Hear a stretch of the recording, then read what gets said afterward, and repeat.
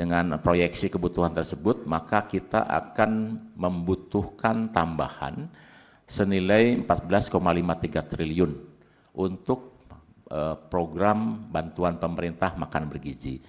Selain itu, kita sedang juga mengembangkan SPPG atau Satuan Pelayanan Pemenuhan Gizi di daerah-daerah terpencil yang sudah kami data ada 8.000. Dan ini polanya kita bekerja sama dengan satuan tugas pemerintah daerah dan kemudian satuan tugas pemerintah daerah menentukan titik-titiknya berbasis kebutuhan. Daerah terpencil ini adalah daerah yang tidak bisa dijangkau lebih dari 30 menit dari daerah terdekat, bisa di daerah pegunungan, bisa daerah yang dibatasi oleh sungai, bisa dibatasi oleh laut, pulau, atau di daerah pedalaman.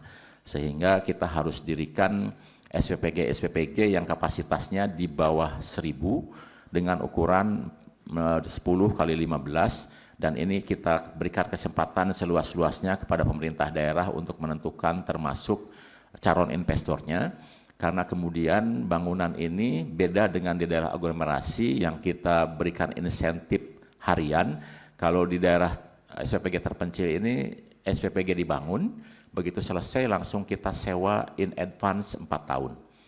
Jadi kita akan bekerja sama dengan Kementerian Keuangan, dengan Direktorat Jenderal Penilaian Kekayaan Negara, sehingga nanti kita akan melihat di sebelah daerah itu kelayakan berapa sewa yang bisa dikeluarkan untuk SPPG yang terbangun di daerah terpencil.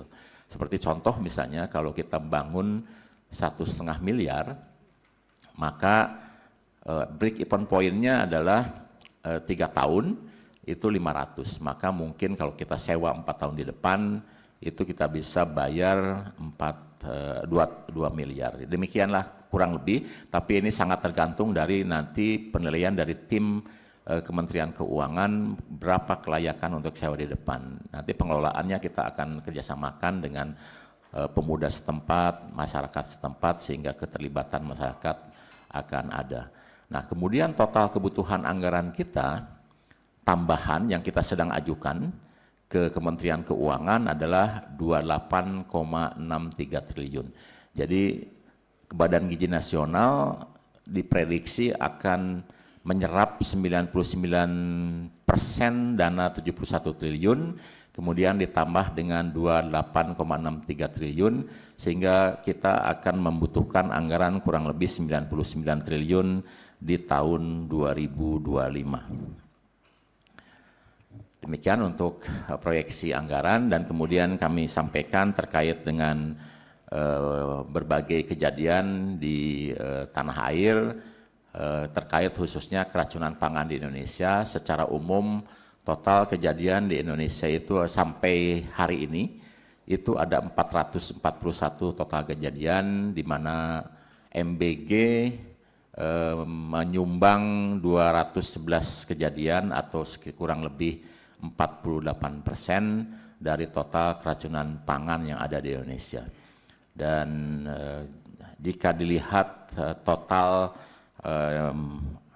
penerima manfaat yang mengalami gangguan kesehatan, itu yang rawat inap ada 636 kalau di data kami. Kalau di Kementerian Kesehatan ini 638, beda 2, tapi kami akan sinkronkan. Kemudian yang rawat jalan di data kami 11.004, di Kementerian Kesehatan 12.755, sehingga totalnya kalau berbasis laporan Kementerian Kesehatan itu 13.371 penerima manfaat yang mengalami gangguan kesehatan akibat program makan bergizi. Sampai hari ini kita sudah memproduksi total 1,8 miliar porsi makan, alhamdulillah, dan alhamdulillah sebagian besar berjalan dengan sangat baik. Nah, Ibu Bapak sekalian, kemudian kami sampaikan percepatan SPPG terpencil dengan sebaran seperti ini yang sudah saya sampaikan.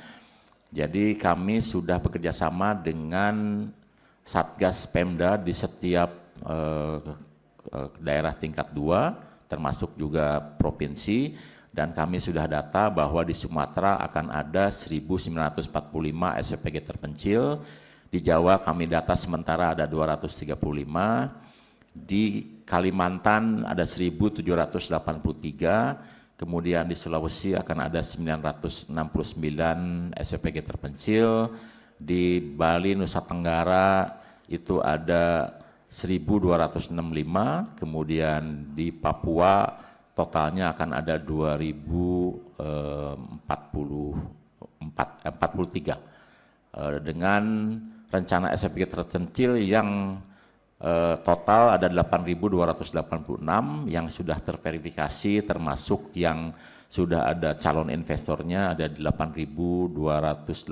titik, yang terverifikasi, belum terverifikasi 68 titik. Jadi ini tersebar di 35 provinsi, di 324 kabupaten, dan di 2.465 kecamatan.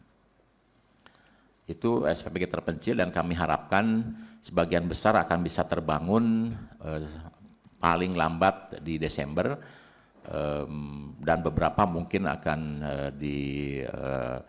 selesai di bulan Januari, sehingga ini kita bisa melayani para penerima manfaat yang rata-rata per SPPG-nya hanya 300 karena ini daerah-daerah terpencil, dan kita akan operasikan sama seperti daerah aglomerasi. Jadi total yang dilayani daerah terpencil dengan 8.286 ini kurang lebih antara 2,5 sampai 3 juta penerima manfaat. Jadi Ibu Bapak perlu diketahui bahwa sebagian besar calon penerima manfaat kita atau penerima manfaat kita ada di daerah aglomerasi.